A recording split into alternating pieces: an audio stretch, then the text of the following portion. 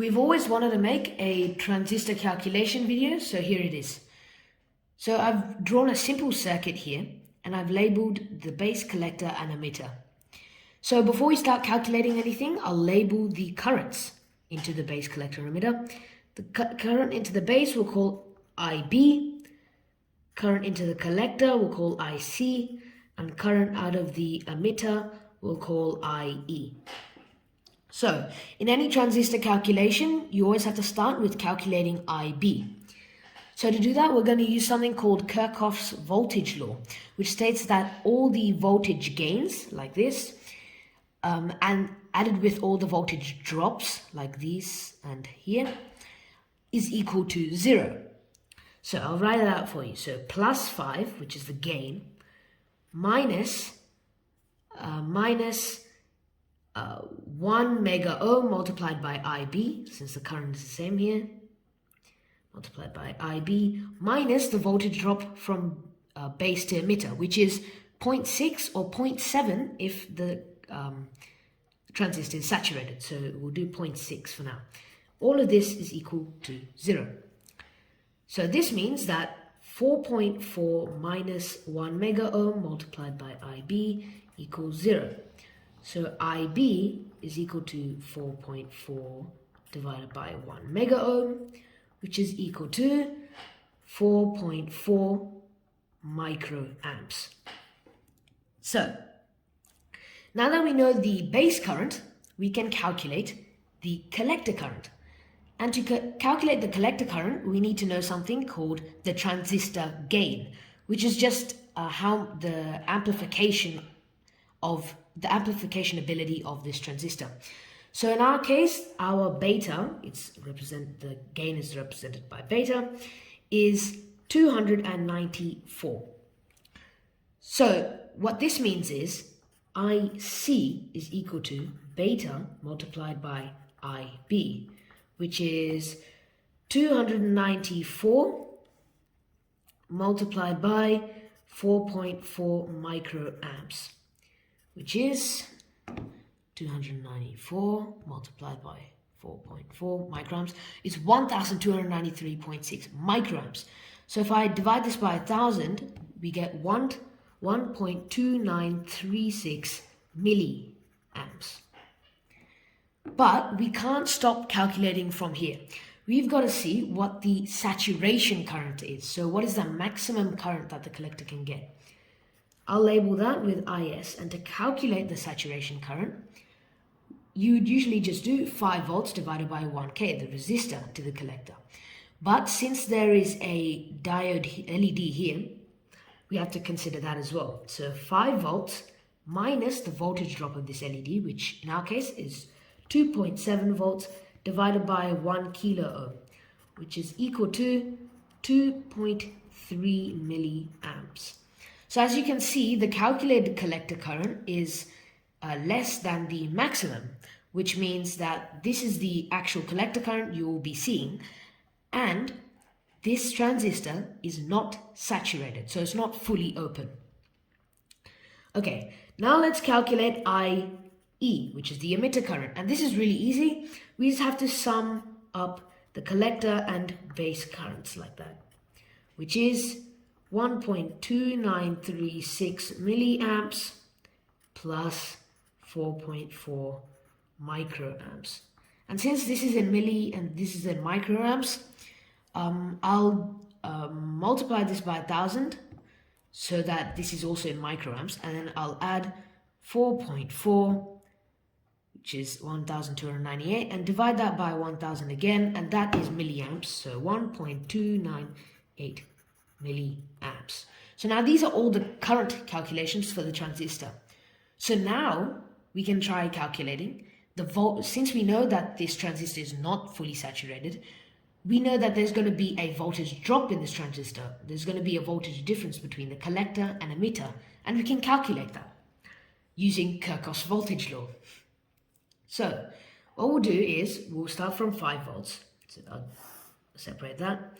5 volts minus 1000 IC, 1K IC, minus 2.7 minus VCE, which is the symbol for the voltage across the collector and emitter, which is equal to 0. So all of that is 0, which means that 2.3 minus 1 kilo ohm, kilo IC minus VCE is equal to 0. So we already know IC from up here, so we'll replace that value. So we get 1000 ohms, 1 kilo ohm, multiplied by 1.2936 milliamps. So the kilo and milli cancel, and we just get 1.2936 volts. So we get 1.2936 volts plus VCE is equal to 2.3. Then all we have to do is subtract this on both sides, and we get VCE equals 2.3 minus 1.2936. We get 1.0064 volts.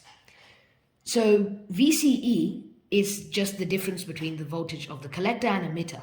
But since the emitter is connected directly to ground, VCE is actually equal to just the voltage at the collector, which is VC. So I'll just put that there as well. And that is the voltages we can calculate of this transistor circuit. In a lot of our circuits, we need 2 transistors because we can't change the resistance values here for different reasons, but we need another transistor that's fully saturated. So here is an example of a 2 transistor circuit like this. So how do we calculate this? So again, I'll start naming these. I'll name this Q2 and Q1. And all these base emitter values, I'll name IB1, IC1, etc. So we'll label it. This I'll call IB1. This is IC1. Here we actually have IE1, but it's also IB2. And here we have IC2, and here we have IE2. So that's all these labeled. So now we'll start by calculating this base using Kirchhoff's voltage law. So we'll get 5 volts minus 1 mega ohm multiplied by IB1 minus the 0.6 voltage drop here, and then again minus another 0.6 voltage drop, which is equal to 0. So this means 5 minus 1.2 is 3.8. So we have 3.8 minus 1 mega ohm IB1 equals 0. That means IB1 is equal to 3.8 volts over 1 mega ohm, which is equal to 3.8 microamps. So then we calculate IC1 by multiplying IB1 by beta. So IC1 equals beta IB1. And since this is the same transistor, it's still going to be 294 multiplied by 3.8 microamps, which is, if we bring in the calculator, we get 294 multiplied by 3.8, which is equal to 1117.2 microamps. So if I divide this by 1000, we get 1.1172 milliamps. But before we go on, we have to calculate the saturation, which I'll name IS1. So the saturation is 5 minus 2.7, the voltage drop of the LED, divided by 1 kilo ohm, which is 2.3 milliamps. We calculate IE1 here, which is equal to IC1 plus IB1. So IC1 here and IB1 here, which is equal to IC1 here, I'll convert it to microamps since IB1 is microamps. So 1117.2 plus 3.8 microamps, and this is in microamps, so if I convert that to milliamps, it's 1.121 milliamps.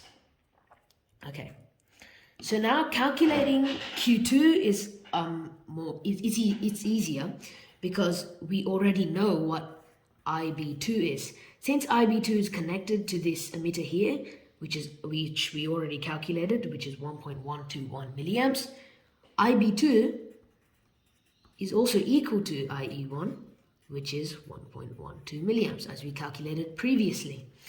Then we calculate IC2, which is equal to beta 2, because these two transistors have different gains, multiplied by IB2, which we calculated up here. So the beta 2 is equal to 255. So multiply that by 1.121 milliamps, and you get 285.855 milliamps. 0.855 milliamps. But before we calculate the rest, we have to calculate IS2, so the saturation or the maximum for this transistor. And so to calculate the saturation, we do it like last time. 5 volts minus 2.7, which is a voltage drop of the, not 5.5, just 5. 5 volts minus the voltage drop of this LED, 2.7 volts, divided by 1 kilo ohm, which is equal to 2.3 milliamps. And since IC2 that we calculated here is much more than the maximum saturation, IC2 is actually just equal to 2.3, which means that this transistor here is fully saturated, which means there's no voltage difference here and the gate is fully open. So IC2 is actually equal to 2.3 milliamps, which is what you will see. So now we can calculate IE2.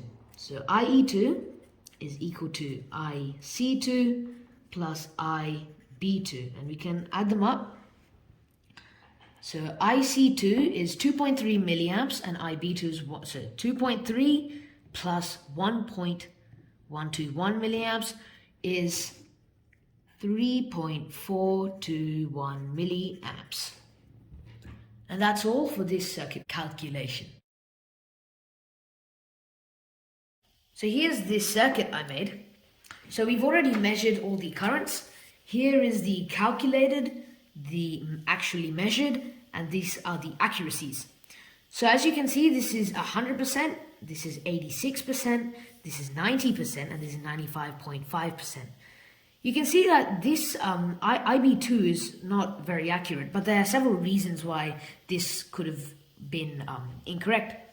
It's because the reason for that is when we were measuring the gains of each transistor, the value of the gain kept changing when we were measuring, so we didn't get a steady gain measurement. So that could have been a reason. Another reason could have been the tolerance of these resistors, or maybe a slight difference in the voltage of the battery. All these, in short, all these could have affected these readings, which is why there's a slight inaccuracy in this one and these. Hey there, thanks for watching this video. If you've enjoyed this, you might also like our video about how to make a touch sensor with a transistor. You might also like our electronics playlist. Again, thanks for watching and see you in another video.